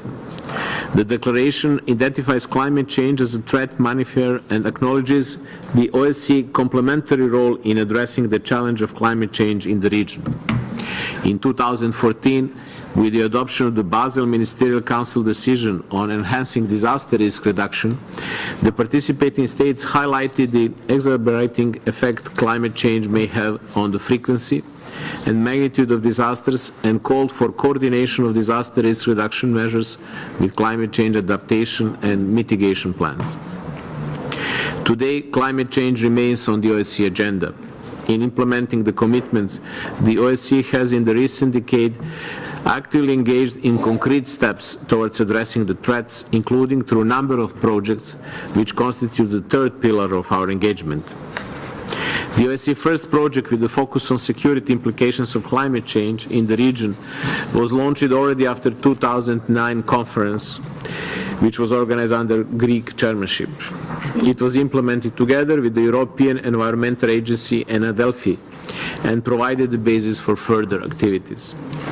Recently, we have concluded a comprehensive project which assessed security implications of climate change in 3 regions: Central Asia, South Caucasus, and Eastern Europe. Some outputs of these projects we present already to the Parliamentary Assembly autumn meeting in Andorra in October of last year. Over 500 national stakeholders from 11 countries contributed to the outcomes of this project. It identifies over 30 geographical hotspots at national and transboundary levels where climate and security issues converge. The project also suggests recommendations for follow-up. All this was accomplished in a participatory manner, and in many countries, ministries of defense, interior, national security councils, emergency management authorities were closely involved. They provided valuable inputs in discussing the security aspects of climate change at national and regional levels, linking them to the country's security policies and priorities. I believe this is a good example of how actors in the security community could contribute to moving this issue up on the agendas and of national and regional levels. We are thankful to many of our partners, particularly those within the Environmental and Security Initiative, ENSEC, with whom we implemented the project. Ladies and gentlemen, impacts of climate change are very visible in different parts of the world, including in the OSCE region and its neighbors. They are unevenly distributed and the risks vary among the countries. In most of the OSCE participating states, an increasing variability of precipitation and an increasing frequency and magnitude of extreme weather events will likely put a larger number of people at risk from natural disasters, which can undermine livelihoods, cause mass displacement of people, and aggravate political instability. Other reported areas where security implications already manifest themselves comprise water management, including in transboundary context, food, energy, people's movement, and management of natural resources. Awareness about the security implications of climate change has been growing. However, there is still need for clear communication and political will to translate this growing awareness into action. And there is a clear need for reconciling long-term commitments related to climate change and security with near-term political objectives. Multidimensional risks posed by climate change require definitely multidimensional responses. In this respect, there is a need for integrated, multi-sectoral and comprehensive policies that take into consideration interests of different sectors and stakeholders. Parliamentarians play an important role in this respect. The 2030 Agenda, the Sendai Framework for Disaster Risk Reduction, and most importantly the Paris Agreement, constitute the cornerstones of climate policy globally. These international agreements and policies need to be transposed into national policies and legislation supported by appropriate budget allocation and robust oversight of performance. This puts parliaments and parliamentarians at the center of the response to climate change, since they play an important role in raising awareness on climate change and impact at local, national and global levels. In this context, we stand ready to contribute to your efforts in raising awareness of climate change among delegations and parliamentarians and other major stakeholders, and facilitating the sharing of good practices on legislation and oversight. Thank you very much. Thank you very much, Ambassador. And now we are passing to the special debate of today, which were just presented by Ambassador Žukić. The climate crisis, developing long-term strategies to tackle climate change and its global consequences. And let me pass the floor now to our first speaker, Ms. Ori Bono-Vendôme from France. Please, the floor is yours. Merci, Monsieur le Président. Il est avéré que l'accélération de l'évolution climatique est due aux émissions de gaz à effet de serre générées par les activités humaines. Les principaux secteurs responsables de cette accélération sont l'énergie, l'industrie et les transports. L'agriculture, l'élevage et la déforestation jouent également un rôle qu'il convient d'examiner. Bien que les émissions dues à l'exploitation agricole et forestière se soient stabilisées, elles sont encore responsables de 24% des émissions mondiales de gaz à effet de serre, 24% répartis à hauteur de 11% pour l'agriculture, avec principalement la fertilisation azotée, l'élevage et les rizières, 10% pour le changement d'usage des terres, c'est-à-dire essentiellement à la déforestation, et 3% pour d'autres causes, dont les incendies de tourbières et de forêts. Or, chaque année, 30% de ce gaz carbonique est récupéré par les plantes grâce à la photosynthèse. Et lorsque les plantes meurent et se décomposent, les organismes vivants du sol, tels que les bactéries, champignons, vers de terre, les transforment en matière organique. Riche en carbone, cette dernière est essentielle à l'alimentation des hommes car elle retient l'eau, l'azote et le phosphore, indispensables à la croissance des plantes. Il est établi que si l'on augmentait la captation du carbone par les sols de 0,4%, soit 4 pour 1000 par an, on pourrait stopper l'augmentation annuelle de gaz carbonique dans l'atmosphère tout en renforçant la sécurité alimentaire. Tel est le sens de l'initiative 4 pour 1000 lancée par la France le 1er décembre 2015 pendant la COP21. Elle vise à faire de l'agriculture un secteur central dans la lutte contre le réchauffement climatique. En accroissant la séquestration du carbone dans les sols agricoles et forestiers, l'initiative poursuit 3 objectifs. Accroître la fertilité des sols et ainsi améliorer la sécurité alimentaire, adapter les techniques agricoles au changement climatique et bien évidemment atténuer les conséquences du réchauffement, notamment grâce aux services rendus aux écosystèmes. Cette initiative a été prise par le World Future Council. La COP23 a permis d'avancer dans sa mise en œuvre, sa gouvernance s'installe. Comment aller plus loin ? D'abord, il nous appartient, à nous parlementaires, de créer des cadres normatifs, parfois incitatifs, parfois contraignants. Les pouvoirs publics doivent s'engager contre la déforestation et encourager les pratiques agroécologiques. Concrètement, il s'agit par exemple de moins travailler les sols, de ne pas les laisser à nu, mais enherber pour limiter les pertes de carbone, de privilégier la rotation des cultures et les cultures intermédiaires, d'inciter à l'utilisation de fumier de compost, de restaurer les cultures, les pâturages, les forêts dégradées, les zones arides et semi-arides de notre planète, planter des arbres et des légumineuses qui fixent en plus l'azote contenu dans l'atmosphère. Enfin, dans nos travaux budgétaires, nous devons prendre en considération que l'agroforesterie nécessite des investissements certes importants, mais en aucun cas prohibitifs. La restauration et la couverture des sols agricoles ne coûteraient que quelques dizaines de dollars par hectare. Pour la France, cela représenterait un investissement d'environ 840 millions de dollars. L'initiative 4 pour 1000 ne constitue bien évidemment pas la seule politique pour contrer les émissions de gaz à effet de serre et ne dispensera jamais nos sociétés d'agir dans tous les autres secteurs. Mais elle représente une stratégie globale, cohérente et réaliste, bien qu'ambitieuse. Délégués des parlements d'une grande partie de l'hémisphère nord, que pouvons-nous faire ? Il est vrai que notre Assemblée n'a pas pour vocation de faire de la coopération agricole, mais en ce domaine, elle peut, grâce aux relations que nous nouons entre délégations, permettre des rapprochements, favoriser notamment des prises de contact entre fédérations agricoles, gouvernements et experts de l'environnement. C'est pourquoi, mes chers collègues, je vous invite aujourd'hui à affirmer notre engagement, votre engagement dans cette stratégie en tant qu'élus, bien entendu, mais aussi personnellement, en tant que citoyens, en tant que femmes et hommes soucieux de l'avenir de notre planète. Et je vous remercie. Thank you very much. And dear colleagues, 14 committee members have asked to speak, and I propose the speaking time 3 minutes per speech and 1 minute for each question and answer exchange. So please kindly use this limit for your speech, 3 minutes. Thank you very much. And now let me pass the floor to our next speaker, Mr. Charalambos Pitakapitis from Cyprus. Please, the floor is yours.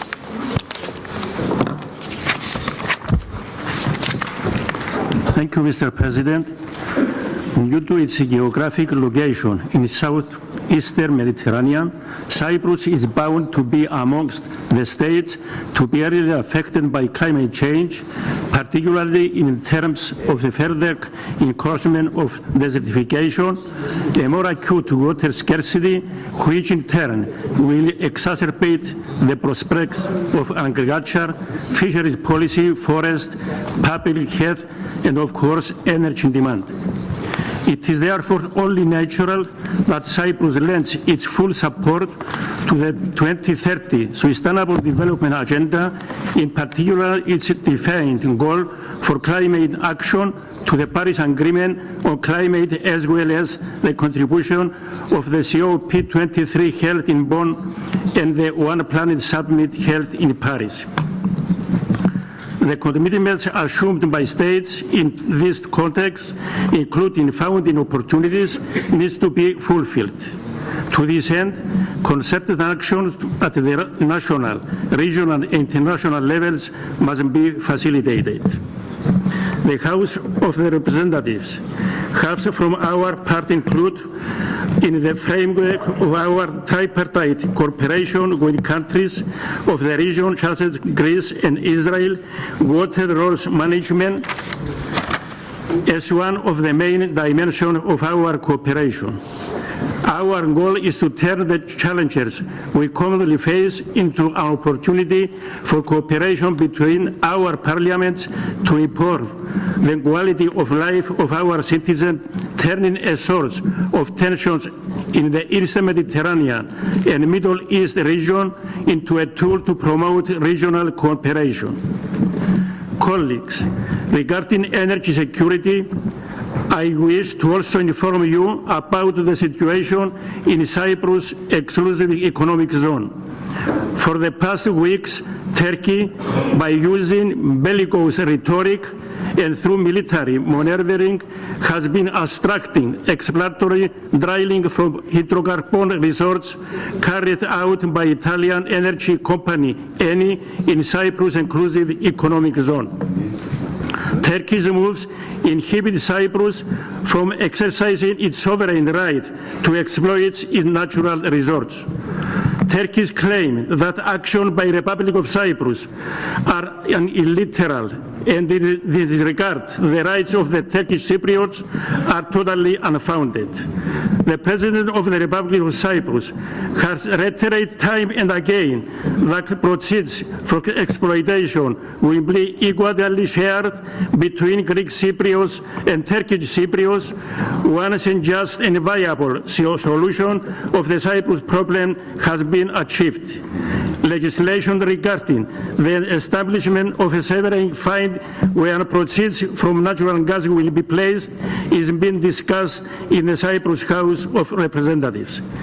We argue the international community to stand firm against sound disregard of international law and the principles of the Helsinki Final Act and condemn such aggression, which is direct against both Cyprus as well as Italian, French, and as company who have been working in the exclusive economic zone of the Republic of Cyprus. Thank you. Thank you very much. And let me pass the floor to our next speaker, Mr. Alexander Fokin from Russian Federation. Please, the floor is yours. Спасибо. Уважаемый президиум, уважаемые коллеги, без всякого сомнения, Российская Федерация активно работает на климатическом треке, так по-спортивному можно оценить это направление, поскольку мы реально ощущаем потенциальные угрозы этого глобального процесса для населения нашей страны и экономики. Россия закреплена внутренняя национальная цель сокращения эмиссий парникового газа к 2020 году на уровне 70% их объема 1990 года. Планируем добиться этого путем выполнения национальных программ по снижению выбросов, внедрению новых технологий, реализации мер, направленных на повышение энергоэффективности и развитие возобновляемых источников энергии, разработки показателей сокращения объемов выбросов парниковых газов по секторам экономики. Что касается Парижского соглашения, то наш национальный вклад в него озвучен президентом Российской Федерации Владимиром Путиным в Париже. К 2030 году Россия ограничит эмиссию парниковых газов до 70% от базового уровня 1990 года. И на протяжении практически 35 лет Россия будет удерживать эмиссию на одном уровне. Таким образом, мы в значительной степени компенсируем рост эмиссий в других странах и регионах мира. Решение президента США, господина Трампа, о выходе США из Парижского соглашения по климату вызывает глубокое сожаление. Отказ государства, на долю которого приходится 17,9% глобальной эмиссии парниковых газов от участия в универсальном международном правовом договоре, может существенно ограничить потенциал коллективных международных усилий по снижению антропогенной нагрузки на климатическую систему планеты Земля. Такой шаг может существенно осложнить достижение целей Парижского соглашения и рамочной концепции ООН об изменении климата. Вместе с тем, хотелось бы надеяться, что выход из Парижского соглашения не повлечет за собой отказ администрации США от реализации климатических мер на национальном уровне.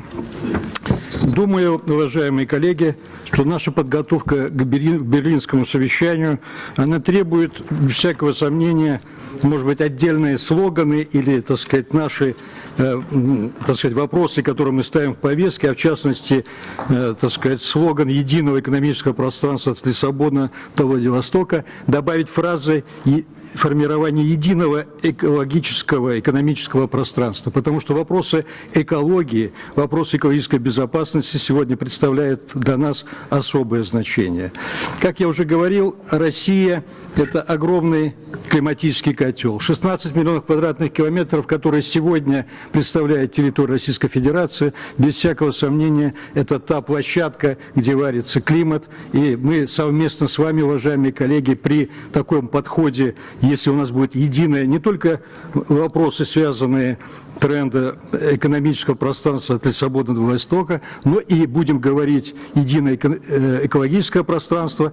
На мой взгляд, это позволило в значительной степени более эффективно решать совместные задачи в вопросах экологической безопасности. Спасибо. Thank you very much. And now let me pass the floor to our next speaker, Mr. Ghislain Maltese from Canada. Please, the floor is yours. Merci, Monsieur le Président. J'assiste aujourd'hui à ma 7e réunion de l'OSCE et je vois que le dialogue est encore le même après 7 ans. On peut regarder ça en deux parties. La première, la sécurité de nombreux pays empêche toute mesure de rétention écologique. Le dialogue également. Le dialogue change à presque tous les 2 ans. Pourquoi? Parce que les objectifs que les pays se fixent sont souvent irréalisables par eux-mêmes, ceux-là même qui l'ont fixé. L'exemple de la communauté européenne avec la taxe sur le carbone est un effort extraordinaire que je loue. Cependant, la redistribution des argents de cette taxe ne va pas nécessairement dans la recherche future de nouvelles énergies. On pense aussi à des énergies qui sont rendues à fin de vie, l'énergie nucléaire. Est-ce que la science, est-ce que les pays concernés par des centrales nucléaires auront d'autres options d'ici 5, 10 ou 15 ans que de refaire des centrales nucléaires? Est-ce que la science en est encore à ce stade-là?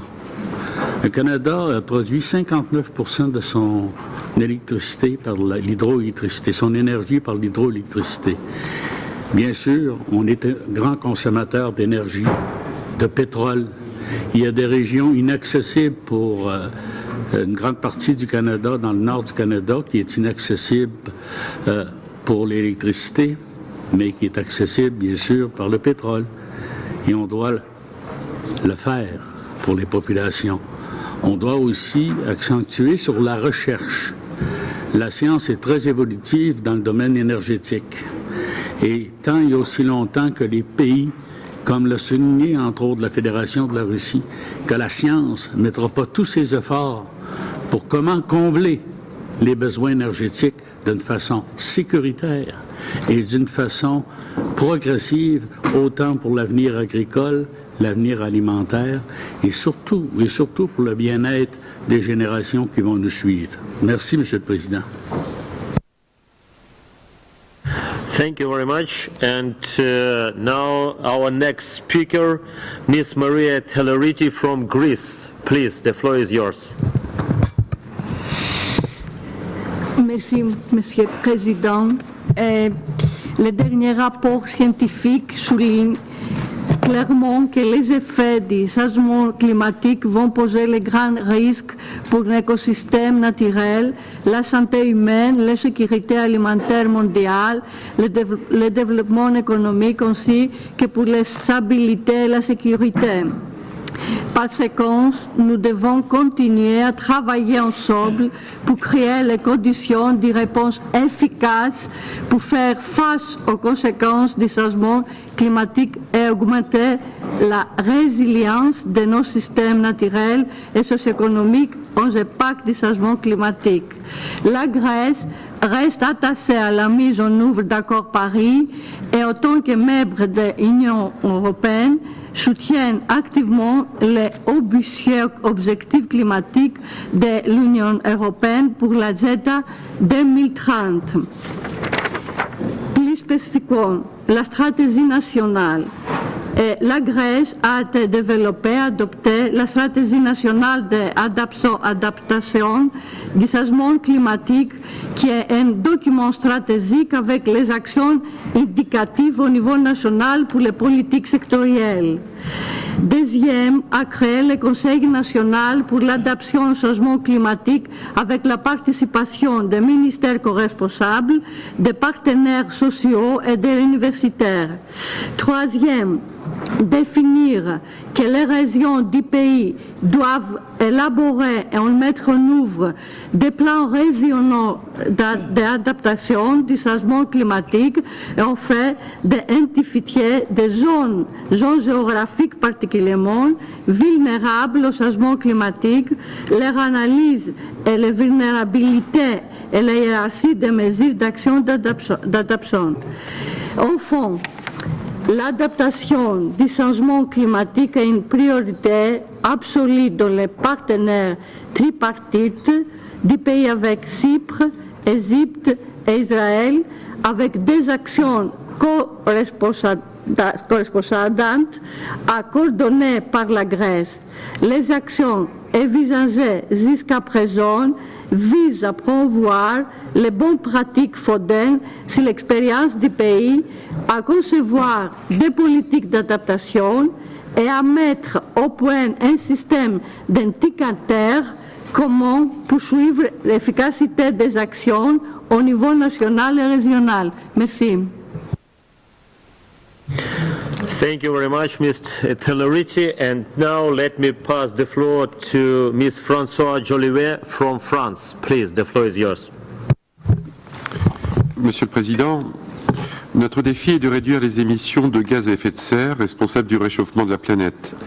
Il nous revient d'une part de transformer profondément nos habitudes, nos industries, nos modes de consommation, de production et de vie, et d'autre part de protéger et développer les puits de carbone afin que ceux-ci puissent constituer des dispositifs de stockage des gaz carbonés nocifs. Il existe toutefois une autre solution, la récupération et le recyclage du CO2. Cette innovation et sa généralisation représenteraient une avancée importante vers l'objectif de neutralité carbone que se sont fixés de nombreux pays à l'horizon 2050. Le CO2 est traditionnellement considéré comme un déchet. Il pourrait soit être valorisé, soit transformé pour constituer un déchet moins nocif, voire réutilisable. Des expériences sont en cours qui ont établi qu'il était possible de transformer le CO2 en éthanol ou en méthane, c'est-à-dire en carburant, en silanol, un déchet pour l'instant non valorisable, et en formamide, utilisé dans l'industrie pharmaceutique et pour fabriquer des colles ou encore du textile. Et cela grâce à différentes réactions et procédés chimiques dans le détail desquels je n'entrerai pas. Ces découvertes sont prometteuses, à tel point que l'été dernier, en Suisse, une usine de capture de recyclage de CO2 en engrais est entrée en fonction. Une société canadienne essaie également d'aspirer le gaz carbonique de l'air pour le transformer après une succession de procédés chimiques en boulettes de combustible synthétique. Tout ça pour dire que la recherche doit être encouragée par tous. La question centrale est de savoir si nous pourrons conduire ces projets à une échelle industrielle, puisque nous avons à traiter des millions de tonnes de carbone. Ces innovations mettent en lumière l'urgence de l'investissement dans la recherche environnementale, laquelle a notamment été valorisée lors du One Planet Summit de décembre dernier, sommet au cours duquel certaines fondations, Gates et BNP Paribas, ont accordé 5 milliards de dollars sur 5 ans pour des bourses destinées à la recherche en faveur du climat. Dans la dynamique de la COP21, Le projet 100 projets pour le climat du ministère de l'écologie français avait pour objectif d'accélérer l'émergence d'initiatives citoyennes pour lutter contre le réchauffement climatique. À la suite du succès de cette première opération, de nombreuses institutions ont également lancé des appels à projets et à initiatives citoyennes afin de soutenir et de développer des actions concrètes et innovantes qui réunissent une diversité d'acteurs pour lutter contre le réchauffement climatique et améliorer le cadre de vie quotidien. Cela permet de valoriser l'action des citoyens dans ce domaine en développant et en finançant leurs idées, mais aussi à mobiliser en soumettant à leur vote les projets proposés. L'environnement est donc l'affaire de tous. La raison d'être de la politique, dit-on, est de préparer un avenir meilleur pour les générations futures. C'est la raison pour laquelle je vous invite collectivement à réparer le présent pour rendre possible un avenir meilleur. Thank you very much. And now let me pass the floor to our next speaker, Mr. Thomas Mulcair from Canada. Please, the floor is yours. Merci beaucoup, Monsieur le Président. À l'instar du collègue français qui vient de parler, j'entends mettre l'accent sur l'impérieux besoin de réduire les gaz à effet de serre. Et j'entends dire avec modestie tout de suite en partant que le Canada est pleinement au courant du fait que nous n'avons aucune leçon de morale à donner à quiconque, car nous produisons énormément de gaz à effet de serre par capita au Canada et la courbe est en train d'augmenter chez nous. Mais je vais plutôt parler de la réalité des changements climatiques tels que nous le vivons.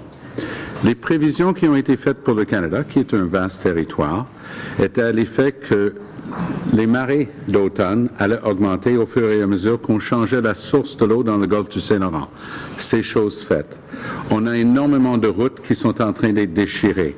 C'est plus que de l'adaptation, ça. On a depuis 3 étés d'affilée des feux de forêt hors de contrôle d'une magnitude prédite, mais qu'on espérait n'arriverait jamais. Ça aussi, c'est un résultat concret des changements climatiques. On a eu des inondations le printemps dernier qui sont techniquement ou théoriquement censées arriver seulement une fois aux 1000 ans, et pourtant on commence à les voir avec régularité, en plus d'avoir les années les plus chaudes les unes après les autres. Le Canada se réchauffe 2 fois plus vite que la moyenne mondiale, l'Arctique se réchauffe 3 fois plus vite que la moyenne mondiale. Tout ça pour dire que c'est notre première responsabilité comme organisme responsable de la sécurité et de la coopération en Europe et dans toute son sphère d'influence. On doit comprendre que personne n'a de leçon de morale à donner, que nous sommes tous aux prises avec un problème qui affecte la sécurité actuelle de nos populations. La semaine dernière, j'étais à Paris et on a reçu 20 cm de neige. Ça aussi, c'est un changement climatique. Il faut s'adapter, il faut se préparer. Mais plus long terme, je crois qu'on serait très sévèrement jugé par les générations futures si on ne commence pas à faire suivre nos belles paroles par des actions concrètes qui vont avoir pour effet de préserver le droit des générations futures de connaître le même niveau de sécurité que nous. Et n'est-ce pas ça notre première responsabilité, d'assurer la sécurité de nos populations? Merci, Monsieur le Président. Thank you very much. And, you know, yes, the long-term strategies is exactly the key point of all our conversation today. And I really appreciate your opinion. And now let me pass the floor to our next speaker, Mr. Didier Paris from France. Please, the floor is yours. Merci, Monsieur le Président. Comme l'a indiqué tout à l'heure Madame Katsareva dans son excellent rapport, 174 États ont à ce jour ratifié l'accord de Paris de 2015, ce qui fait qu'il est entré en vigueur depuis le 4 novembre dernier. Néanmoins, cet accord rappelait chaque État à formuler, à communiquer des stratégies à long terme du développement des faibles émissions de gaz à effet de serre. À ce jour, seulement 6 États ont répondu effectivement à cet appel. L'intérêt de développer des stratégies à long terme est de permettre de planifier les changements structurels nécessaires pour atteindre l'objectif de modération de la hausse des températures en proposant secteur par secteur les mesures à adopter. Elle constitue également un cadre, une perspective censée guider les décisions prises qui doivent dès lors être compatibles avec l'objectif actuel auquel la stratégie nous conduit. C'est ainsi que la France s'est dotée en 2015 d'une stratégie bas carbone qui a déjà été évoquée précédemment, dans laquelle sont fixés secteur par secteur des seuils d'émissions de gaz à effet de serre, diminuant par palier et par période successive. La loi du 17 août 2015 en France a visé à diviser par 4 les émissions françaises d'ici 2050. Après la COP21, la France a décidé d'être plus ambitieuse encore et s'est fixé un objectif plus contraignant en matière d'émissions de gaz à effet de serre en indiquant qu'elle viserait la neutralité carbone à la moitié de ce siècle. Celle-ci consiste à réduire au maximum les émissions de CO2, ainsi bien évidemment qu'à compenser l'intégralité des émissions restantes. Cet objectif a été repris lors du One Planet Summit organisé en décembre dernier à Paris et la coalition neutralité carbone a été lancée. Elle regroupe 16 pays s'engageant à publier avant 2020, ce qui est une date de demain, une stratégie de long terme pour 2050, ce qui est une date d'après-demain, visant à la neutralité carbone. Cette initiative a également été suivie par plus de 30 villes ainsi que de nombreuses entreprises. Lors de la COP22 qui s'est tenue au Maroc, la plateforme 2050 a été créée. Elle rassemble des États, bien évidemment, des régions, des villes, et aussi des entreprises. Et son but est de permettre le partage d'expériences sur les stratégies de long terme. Cette plateforme d'échange couplée à la future aide de l'Agence française de développement pour assister les pays en développement dans la publication de leurs stratégies à long terme devrait fournir à un très grand nombre d'États tous les outils requis pour l'élaboration et la publication de leurs stratégies de long terme, comme il s'y était engagé lors de la COP21. Cette stratégie implique de prendre des mesures dans tous les domaines, transition industrielle et énergétique, transition agricole, transition alimentaire, transition de la mobilité. Cela nous laisse à peine plus de 30 ans, une génération, pour atteindre cet objectif de neutralité carbone. C'est court pour mener une révolution industrielle, énergétique. C'est très court pour mener une révolution des mentalités. Et je vous remercie, Monsieur le Président. Thank you very much, Mr. Pori. And now let me pass the floor to our next speaker, Ms. Tatiana Ostrikova from Ukraine. Please, the floor is yours. Thank you. The contemporary world faces numerous threats of the global nature. Climate change represents one of the most critical environmental and socio-economic challenges to the progress of our modern civilization. Human-induced climate change is aggravating some of the most pressing international challenges, from putting food and water security and environment at risk to fueling migration, poverty, social tensions and terrorism, jeopardizes economic growth and sustainable livelihoods. Climate change is a global challenge that recognizes no national borders. It requires solutions developed at the global level and translated into the national plans of action. Ukraine has placed the climate change issues high on its national agenda, having embedded the environmental issues in the law on national security as part of national security factors. As the most recent milestones amongst some 70 legal acts related to climate change and security, the State Climate Policy Concept by 2030 was adopted by the government of Ukraine last year. It outlines several plans for development and implementation of the mid-term strategy of low-carbon development of Ukraine, a state risk management system, and the mid-term strategy for adaptation to climate change. The concept has become the first comprehensive legal act aimed at improvement and systematization of state policy in the field of addressing the climate change and putting in place a holistic approach to mainstreaming the climate change aspects into the governance of all sectors of economy. Building legitimacy around policy solutions for a problem as wide-ranging and complex as climate change requires a broad dialogue using available bilateral and multilateral fora with due account of their comparative advantages. The OSCE can effectively contribute by enhancing the awareness of climate change issues among public decision makers, streamlining best policies, practices and legislative approaches into the national agendas, supporting regional dialogue and cooperation, strengthening national institutional capacities.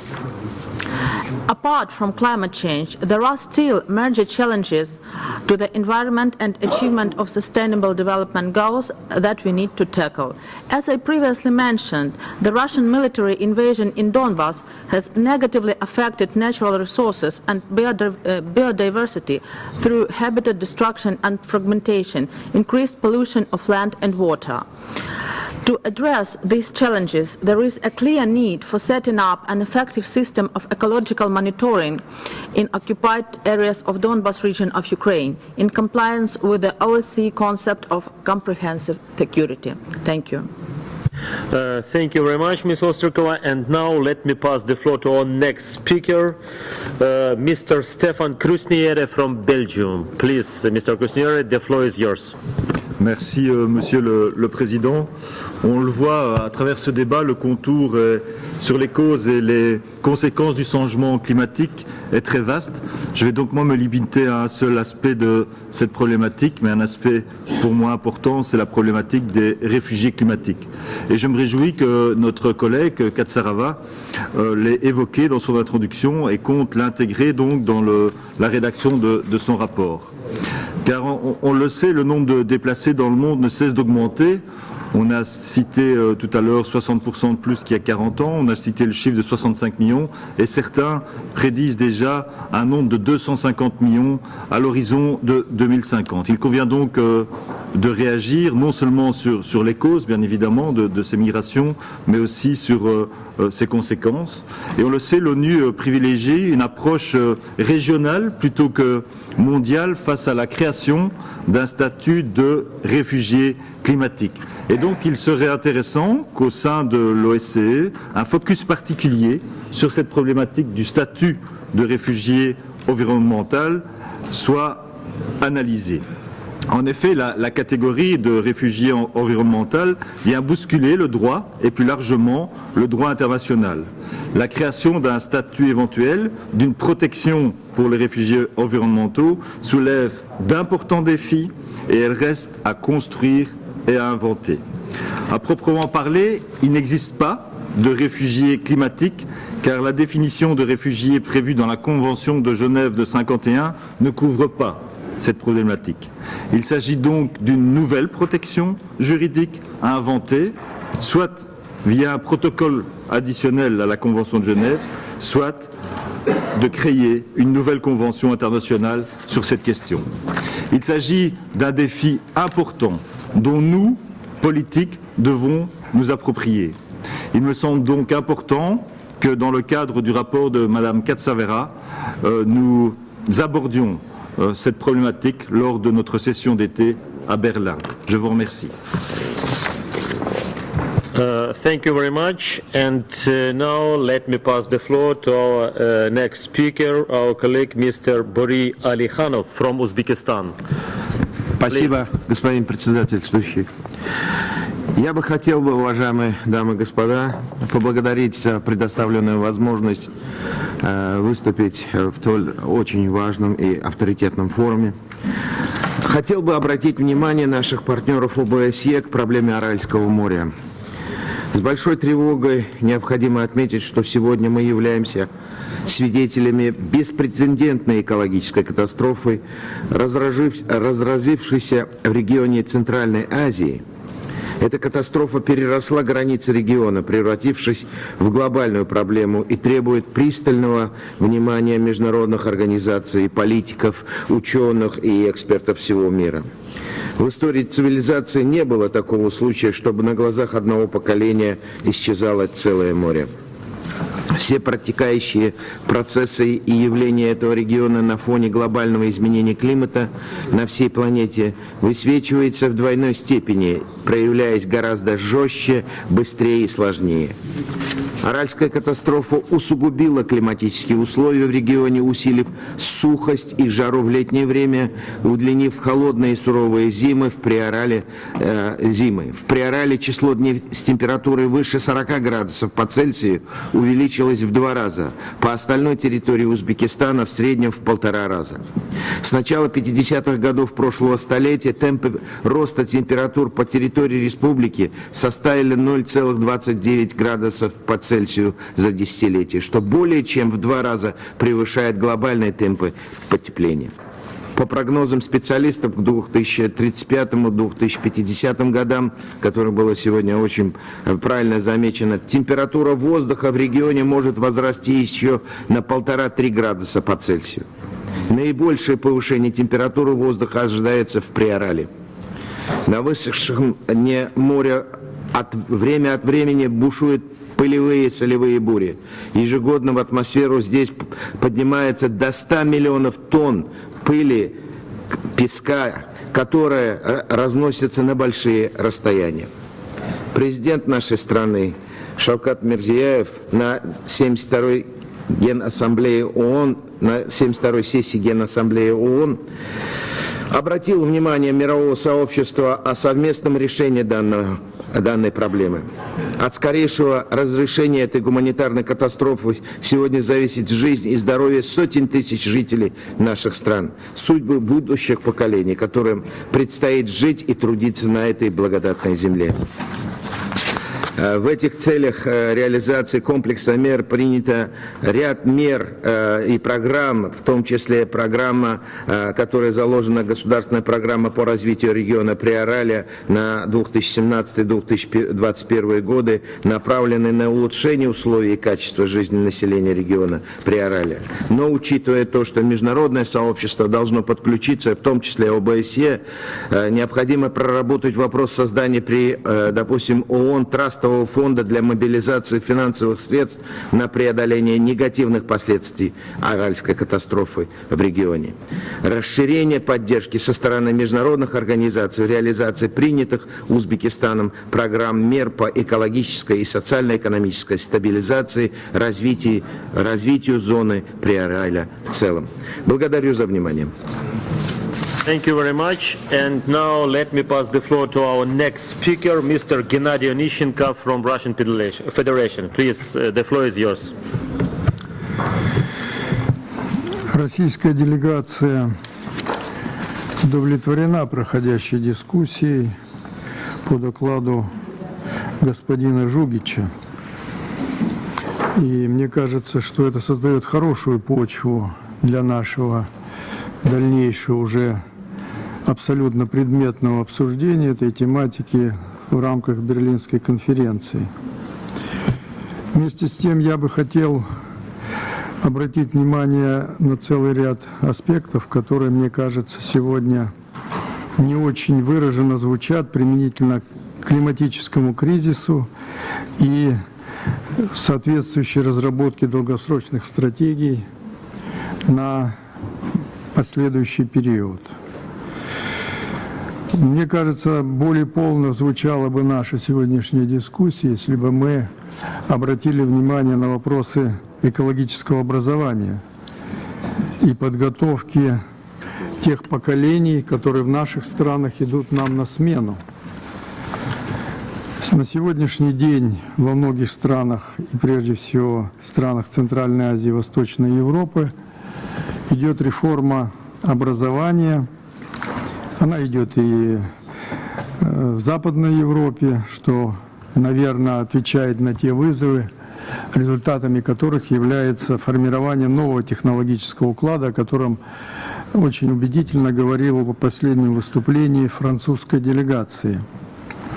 Вопросы экологического образования как на уровне средней школы, так и на уровне подготовки кадров высшей квалификации. И нам нельзя удовлетворяться тем, что мы готовим специализированные кадры в области экологии. Мне кажется, что на этом этапе развития в каждой из специальностей, и прежде всего специальностей медицинских, потому что это прежде всего влияние на здоровье, мы должны этим вопросам уделять большее внимание, и мне кажется, такая дискуссия на Берлинской конференции была бы уместна. Кроме того, климат оказывает влияние не только на температуру, на физические параметры, но и он провоцирует появление новых, ранее малоизвестных или известных только в узких специальных кругах инфекционных заболеваний. Мы с вами столкнулись со вспышкой Эбола в Западной Африке,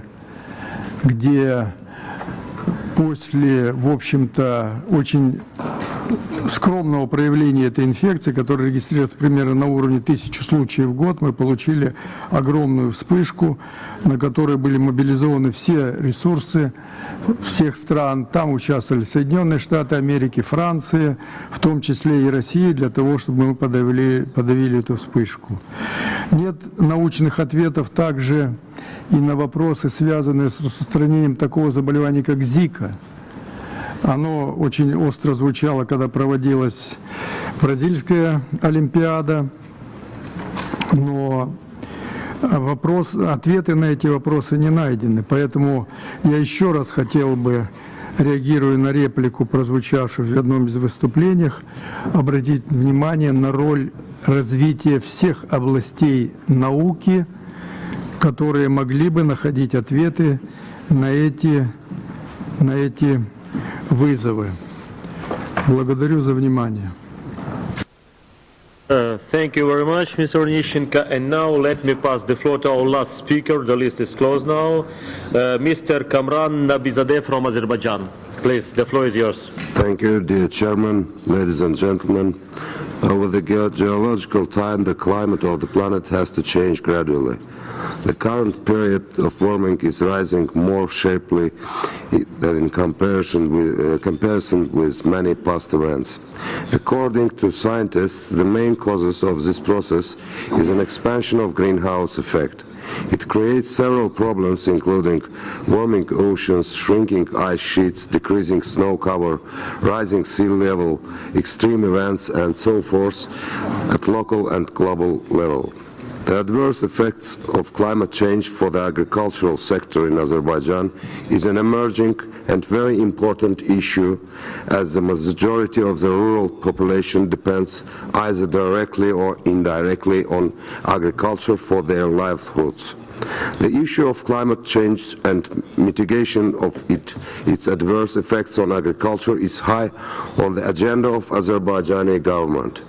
Unless measures are taken to reduce the risks to the agriculture sector, climate change could seriously block Azerbaijani's efforts to address food security, poverty eradication, sustainable development, and progress in achieving Millennium Development Goals.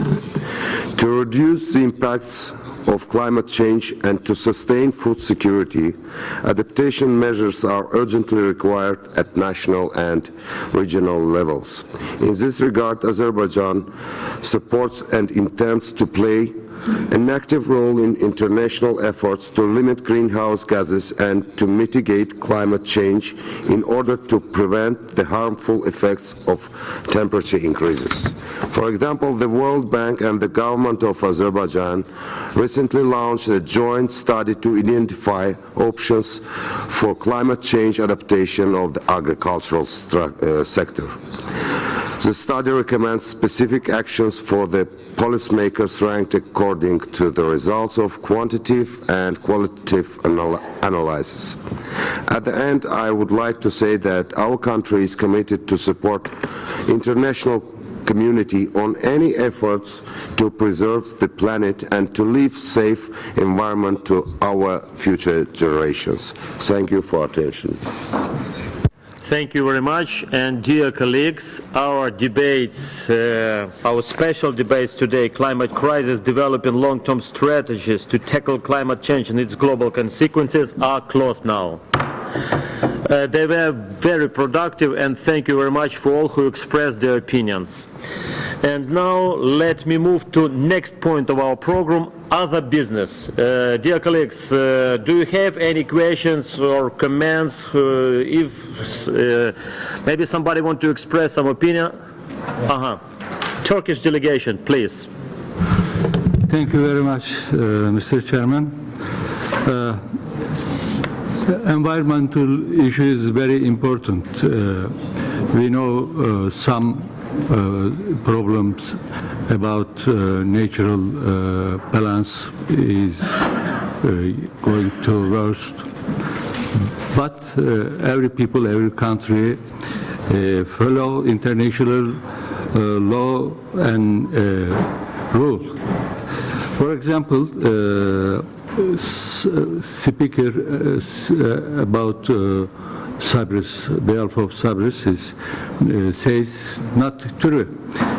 We believe, and also all of international community know that there are two communities live in Cyprus, Turkish community and Greek community.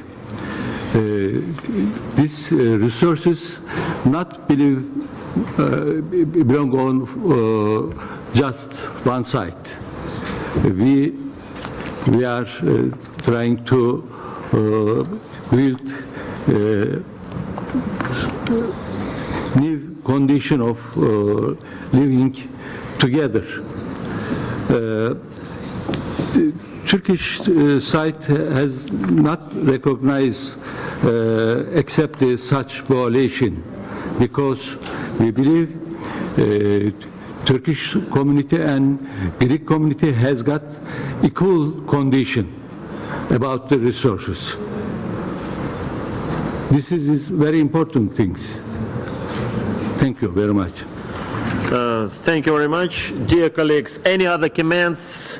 Yes, Mr. Onищенко, Russian Federation, please.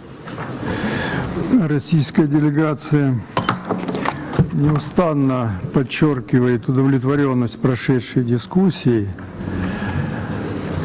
По нашему мнению, она была несколько омрачена, господин председательствующий, вашим злоупотреблением ваших прав как председателя по ведению этой дискуссии. Но тем не менее, к счастью, это не умалило ее очень продуктивные результаты. Спасибо. Thank you very much for your comment, Mr. Onищенко. If I broke during our discussion at least one procedural rule, please let me know. Maybe I missed something. And the second point, we're always very cooperative here, related to all our colleagues. And sitting on this place, I'm unpolitical. This is first of all.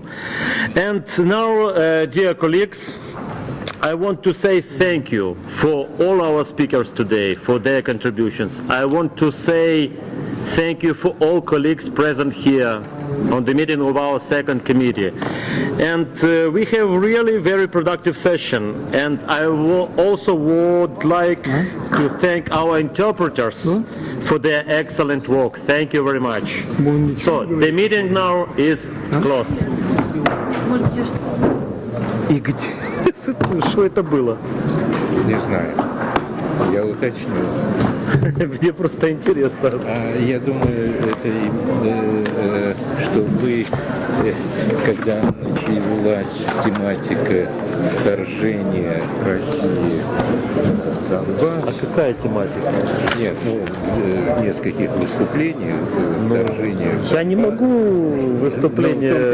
Нет, он думает, что вы должны были прервать и сказать, что это не относится к теме нашего... Тут, смотрите, вопрос в том, что... С ним очень сложно спорить. То есть не сложно спорить, а я вам рекомендую. Thank you very much. Thank you very much, Mr. Thank you very much, Ambassador. It was really very nice. We unfortunately missed one question from our... I was ready to reply, but... Sorry, yeah. But in any case, yeah. I asked the advice, I was ready to provide... No rush. Thank you very much. Thank you very much. Thank you. Before I have meeting Turkish community inside the game, but our friends came. You mean Rifat Chuban?